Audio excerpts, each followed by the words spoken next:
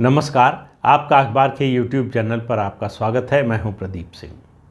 Congress party में इस समय वफादारी का इम्तहान चल रहा है। वफादारी का इम्तहान सड़क पर हो रहा है।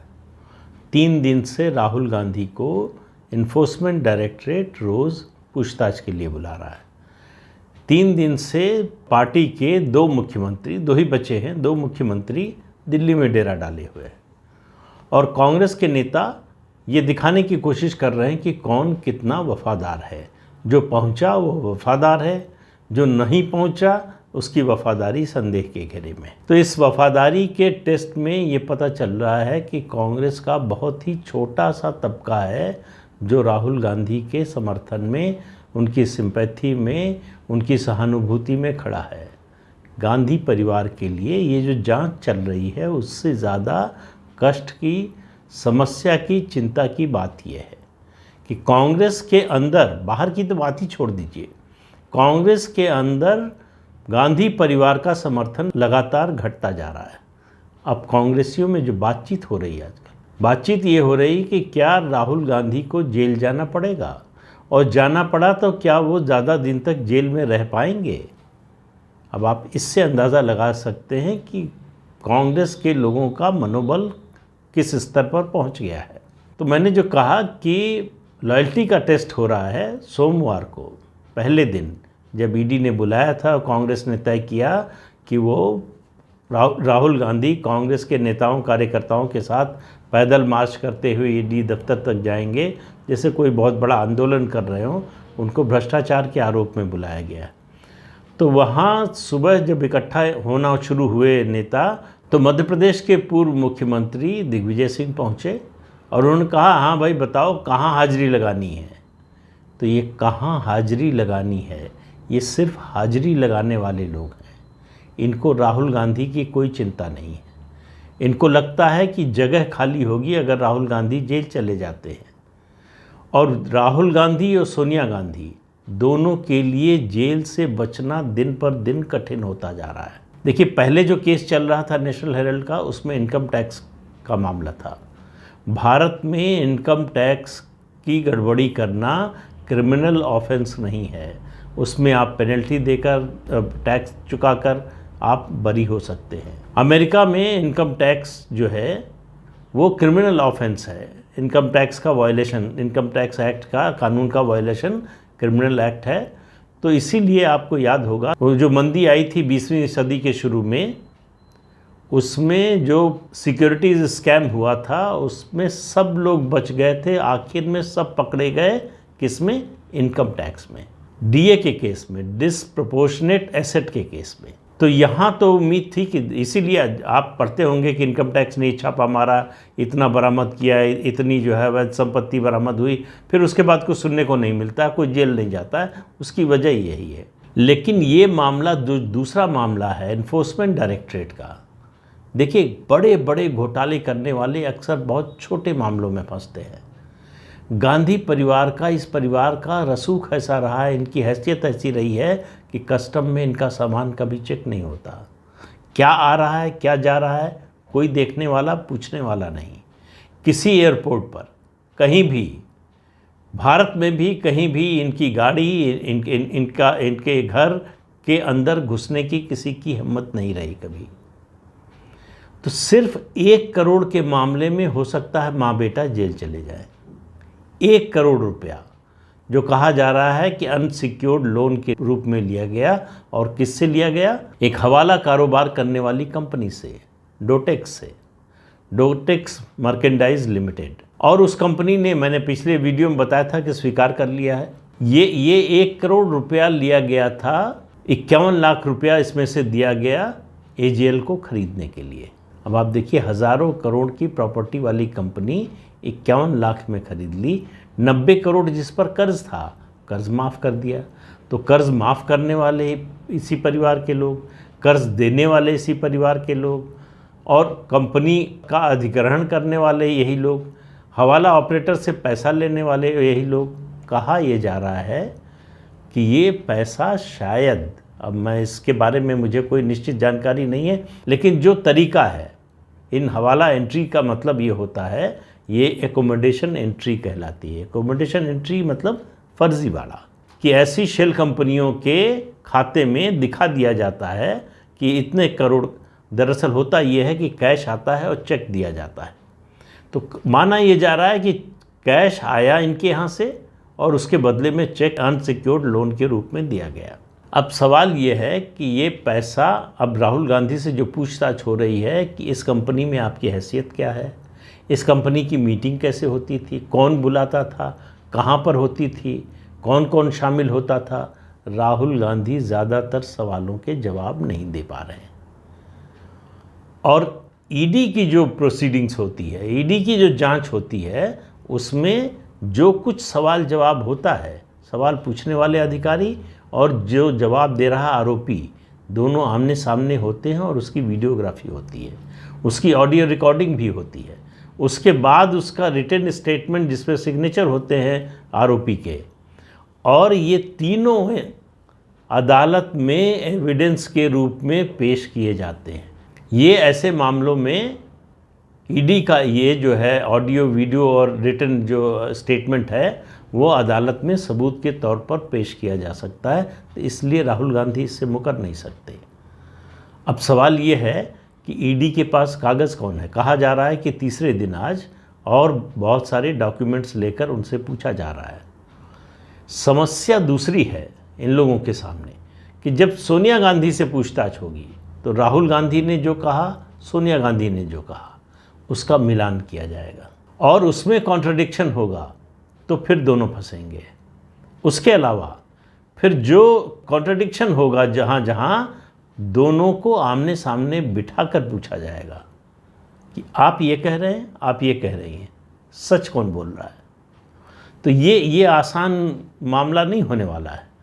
और जो अभी तक का ट्रेंड दिखाई दे रहा है, पी चिदम्बरम, नवाब मलिक, सत्येंद्र जैन, ईडी ने पूछताछ के लिए बुलाया, 1 बार 2 बार 3 बार 4 बार बुलाया, फिर हिरासत में लिया, कोर्ट में पेश किया, गिरफ्तारी हुई, कोर्ट में पेश किया और उसके बाद रिमांड पर लिया और फिर जेल। तो इससे अलग होगा ये मामला, ऐसा दिखाई नहीं देता। जब ये इनकम टैक्स का मामला शुरू हुआ था, डॉक्टर सुब्रमण्यम स्वामी ने जब केस किया था, तो इतना लंबे समय से चल रहा था कि लोगों ने मान लिया कि इसमें कुछ होना नहीं है, ऐसे ही मामला रफा दफा हो जाएगा। कौन इन लोगों पर हाथ डालेगा, किसकी हिम्मत होगी। लोग सवाल उठाने लगे थे प्रधानमंत्री नरेंद्र मोदी के बारे में भी कि वो क्यों कुछ नहीं कर रहे हैं, रॉबर्ट वाड्रा के खिलाफ कुछ नहीं हो रहा, राहुल गांधी, सोनिया गांधी, इन लोगों के खिलाफ कुछ भी नहीं हो रहा, क्यों नहीं हो रहा है, कोई मिली भगत है, डरते हैं, क्या वजह है, इन लोगों को मालूम नहीं। ऐसे मामले बहुत जल्दबाजी में कुछ नहीं होता, उनमें धीरे धीरे आपको एविडेंस इकट्ठा करना पड़ता है। तो अभी तक ईडी इस मामले से संबंधित जितने लोग हैं सबसे पूछताछ कर चुकी है। सिर्फ राहुल गांधी और सोनिया गांधी बचे थे, अब उनसे पूछताछ हो रही है। सोनिया गांधी बीमार पड़ गई हैं, पूछताछ की खबर आते ही, ईडी का समन जाते ही। मैं ये नहीं कह रहा हूँ कि उनकी बीमारी नकली है या ढोंग है, ऐसा कुछ नहीं कह रहा हूँ, लेकिन डर भी होता है। इस डर से भी बीमारी होती है। कुछ लोगों को पुलिस की वर्दी देखकर जो है समस्या होती है। ऐसे भी लोग हैं जो डॉक्टर की यूनिफॉर्म, सफ़ेद कोट देखकर डर जाते हैं, तो उसका भी एक कारण हो सकता है। लेकिन वो है कि नहीं है, क्या है, उस मामले में न पड़े। मामला कुल ये है कि पूछताछ राहुल गांधी से होने के बाद क्या होगा। क्या राहुल गांधी का वही हश्र होगा जो चिदम्बरम, नवाब मलिक और सत्येंद्र जैन का हुआ, या उससे कुछ अलग होगा? इसकी संभावना कितनी है? कांग्रेस के लोगों में इसकी चर्चा शुरू हो गई है। और इस संबंध में एक किस्सा बता दें आपको। जब ये मामला शुरू हुआ, जब डॉक्टर सुब्रमण्यम स्वामी ने ये केस किया, तो कांग्रेस में उसी समय से परेशानी थी। कांग्रेस के 2-3 नेता भारतीय जनता पार्टी के एक वरिष्ठ नेता के पास गए और कहा कि परिवार को इससे अलग कर दीजिए, छोड़ दीजिए। तो ये हुआ, ये तो बड़ा मुश्किल है, लेकिन एक रास्ता है। रास्ता ये है कि नेशनल हेराल्ड की सारी प्रॉपर्टी गांधी परिवार सरकार को दे दे, तब कुछ किया जा सकता है। जवाब था कि गांधी परिवार ऐसे नहीं झुकता। अब गांधी परिवार ऐसे झुकता है।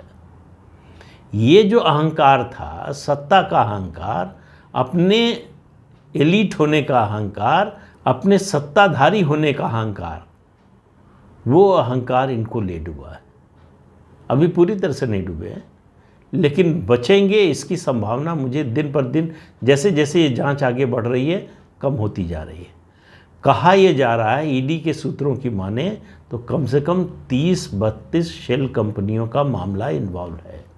केवल अभी तो एक कंपनी की बात हो रही है, और क्या क्या हुआ है, पैसा कहाँ से आया, कहाँ गया, किसने दिया, किसकी हैसियत क्या थी।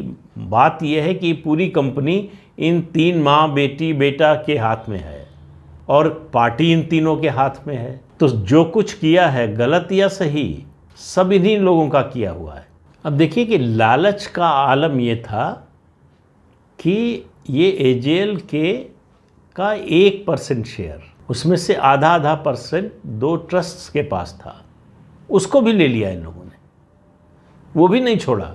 तो हज़ारों करोड़ की संपत्ति के मालिक हो गए ये लोग सिर्फ 51 लाख रुपए में। वो 51 लाख रुपया भी हवाला से आया। तो इससे मतलब ये बात इतनी छोटी नहीं है, इससे आप अंदाज़ा लगाइए। अब ये पूछताछ जो हो रही है उसमें राहुल गांधी से ये भी पूछा जा रहा है आपकी प्रॉपर्टी कहाँ कहाँ है, विदेश में है, देश में है, विदेश में है तो कहाँ कहाँ है, देश में है तो कहाँ कहाँ है।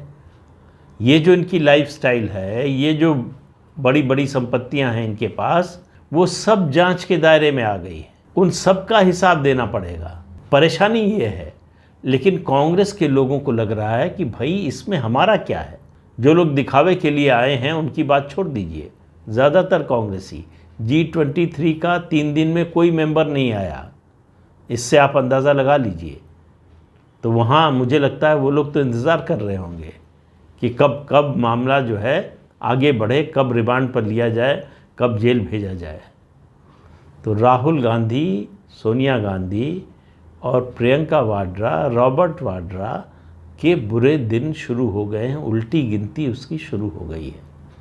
जो लोग अधीर हो रहे थे, बेचैन हो रहे थे कि अरे कुछ नहीं हो रहा, 8 साल हो गए, कुछ नहीं किया, कुछ नहीं करेंगे, बेकार हैं ये लोग, उनको समझ में आना चाहिए कि हर काम, फिर कह रहा हूँ, जल्दबाजी में नहीं किया जाता। जब आपको ठोस काम करना हो, जिसमें कोई गलती ना हो, जिसमें बचने की गुंजाइश ना हो सामने वाले को, उसके लिए थोड़ा धैर्य की ज़रूरत होती है, थोड़ा समय की ज़रूरत होती है, और वो समय आ गया है। तो मुझे याद आ रहा है, आपको भी शायद याद होगा कि मैंने एक वीडियो किया था जिसमें KN राव साहब, जो देश के मूर्धन्य ज्योतिषियों में हैं, उनका प्रेडिक्शन था। मुझे अब लग रहा है कि वो सही होने जा रहा है। उन्होंने कहा था कि ये भाई बहन दोनों राजनीति छोड़ देंगे, और बहुत से लोग कहते हैं कि राजनीति छोड़ देंगे तो ये देश भी छोड़ देंगे। तो वो तो मुझे मालूम नहीं, लेकिन KN राव साहब की भविष्यवाणी जो थी इस परिवार के बारे में और इन राहुल गांधी और प्रियंका वाड्रा के बारे में, मुझे लग रहा है कि उसके सही होने का समय आ रहा है। कितने दिन लगे, अब सालों की बात नहीं है, कुछ दिन या कुछ महीने की बात है। ये केस अब अपने लॉजिकल कंक्लूजन तक पहुंचेगा। तो जब मैं ये वीडियो बना रहा हूँ उस समय तीसरे दिन की पूछताछ राहुल गांधी से ईडी की चल रही है। आज के पूछताछ के बाद कुछ होगा, या कल फिर पूछताछ के लिए बुलाया जाएगा उसके बाद होगा, या ब्रेक देकर बुलाया जाएगा उसके बाद होगा, लेकिन होना तो है। राहुल गांधी जिस तरह से सवालों से बचने की कोशिश कर रहे हैं, उससे बड़ा साफ होता जा रहा है कि ईडी के लिए थोड़ा आसान होता जा रहा है कि उनको रिमांड पर लेने की मांग करना अदालत में पेश करके। अब क्या होगा क्या नहीं होगा, न मैं ज्योतिषी हूँ ना आप हैं, लेकिन जिस तरह से ये केस चलते हैं उसकी दिशा एक ही होती है। अब ये केस किसी और दिशा में चला जाए तो मुझे मालूम नहीं, लेकिन अगर उसी तरह से चला तो उसकी परिणति यही होगी कि राहुल गांधी को तिहाड़ जेल का दर्शन करना पड़ेगा। तो आज के अंक में इतना ही। अगले अंक में फिर मिलेंगे किसी नए मुद्दे के साथ। तब तक के लिए इजाज़त दीजिए।